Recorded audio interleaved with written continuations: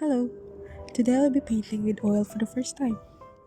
This video is a finals project and we were given free rein to choose the topic of the video.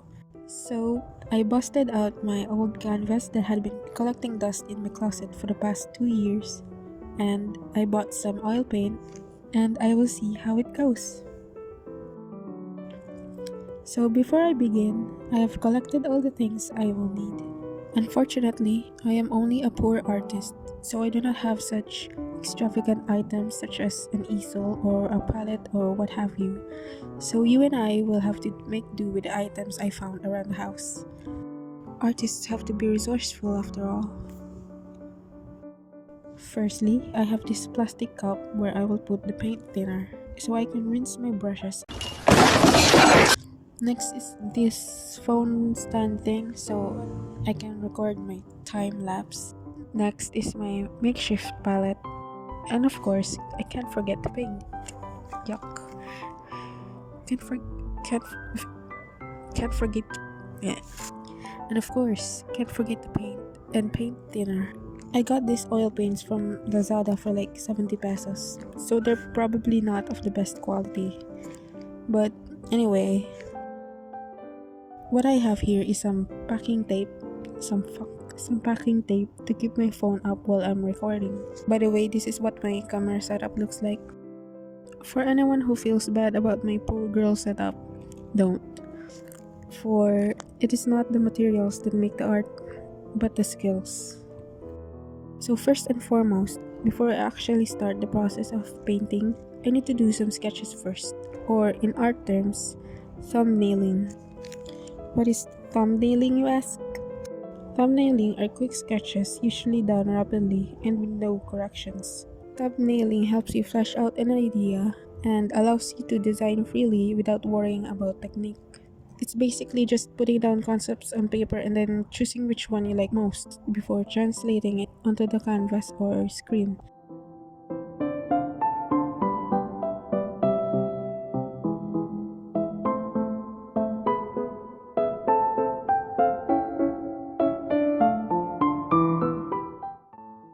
Here you can see I'm mostly sticking to one pose and I'm just variating the arm places, the head poses, and just the overall composition.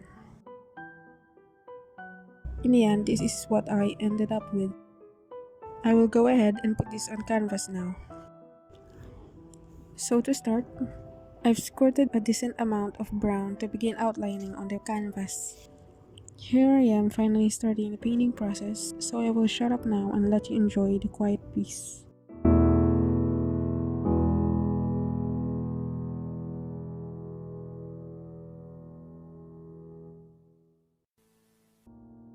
Just a heads up, there's gonna be a lot of angle changes along the video because I was struggling to get into a comfortable position, so forgive me for any bad angles.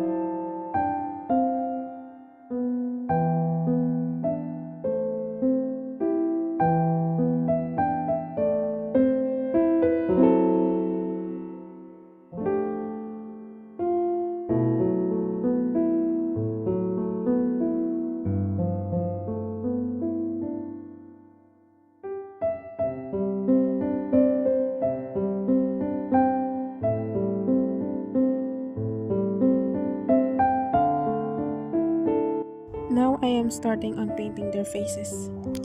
If you noticed any difference, you are right. I started over. After I painted the background dark blue, I began painting the shadows on their faces and body. But I realized I painted them too dark and I couldn't blend them out with the skin tones properly without making everything too dark. Fortunately, I have two canvases, so I scrapped the failed one and created a brand new sketch with a clean canvas. But sadly, I deleted the footage of the failed product before I could realize the potential for added content to the video. But as sad as that may be, I must keep going. So sit back and continue watching me butcher the sacred practice of painting with oils. This time, I learned my lesson. After watching a short video of someone more experienced than me in using this medium, I began painting more carefully, mixing the skin tones first before painstakingly laying them down on the canvas, brush stroke by little brush stroke.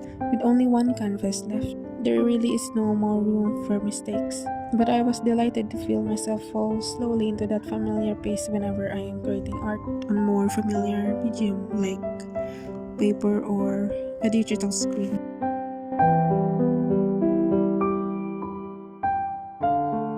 As I watch their faces take shape, I realize there is a lesson to be taken from here. Unlike before, where I rush into the painting without considering the little steps that is involved, here I am more slow and deliberate, taking into account the soft planes of the face and the small shifts of shadows and light.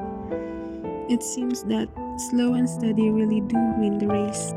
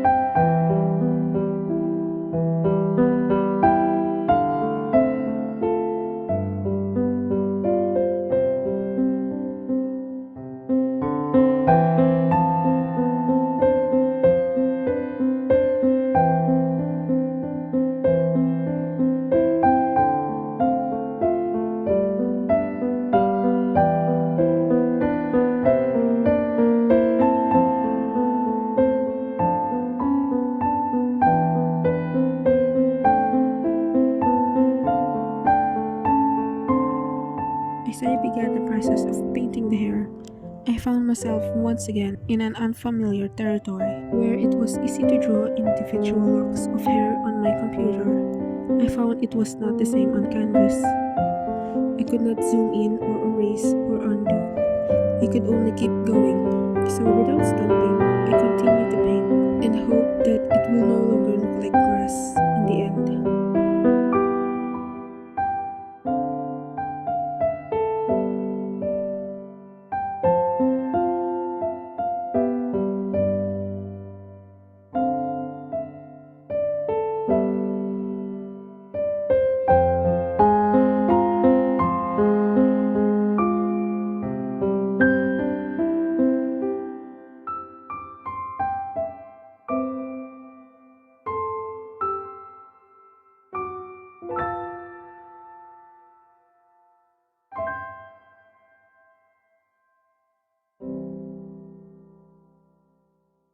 At this point, you must be wondering, who are these two gentlemen and why are they intertwined in such a tender embrace?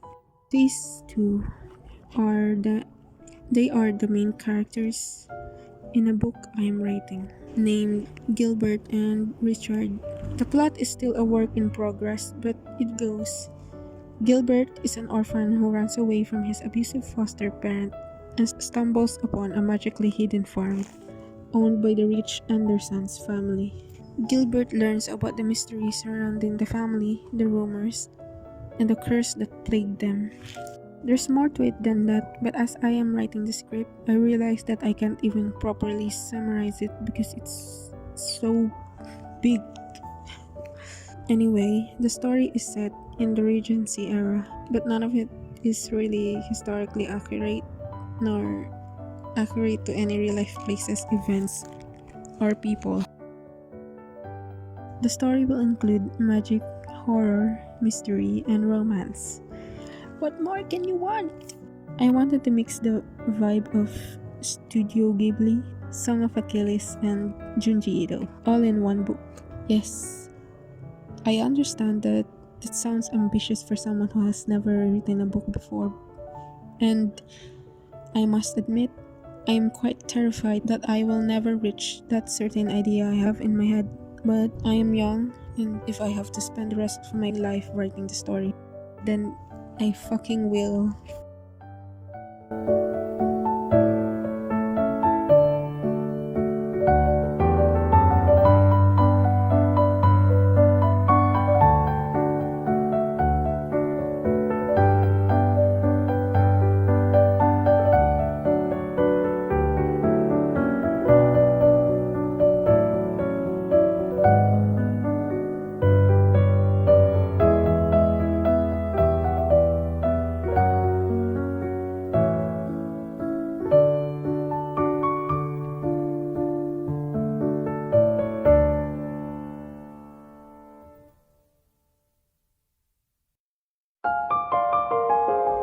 While you're watching the time lapse, let me read you a short little passage from the story. Gilbert's POV. A lot changed throughout the year. They both get a little taller, their voices deeper. Changes that came with their growing bodies. But to what extent this change has reached, he cannot say with confidence. He was sure that with the little changes that could be observed by look, by touch, came along a change that felt too big to comprehend by senses alone. But he could feel it from the small gazes they exchanged, the lingering touches, and even in their mindless banters. He won't say they've gotten softer. No. They still retorted the same snark, the same sharpness. But there's an understanding now, a deeper sense of bond that only the two of them could understand. Nobody knows how to get under their skin like they do with each other. No, nobody but them. This change, so unnoticeably small, but so inexplicably huge and complex that he's almost terrified what would its branches bear him once he begins untangling them.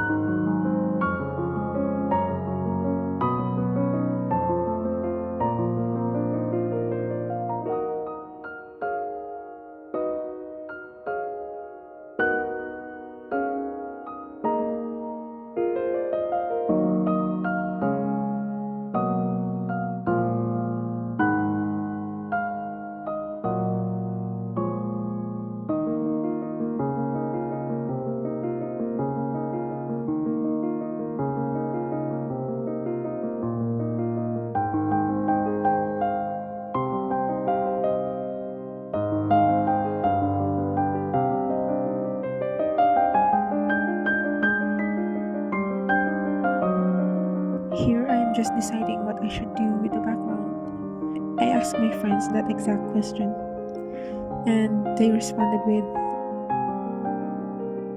"And so dark I shall."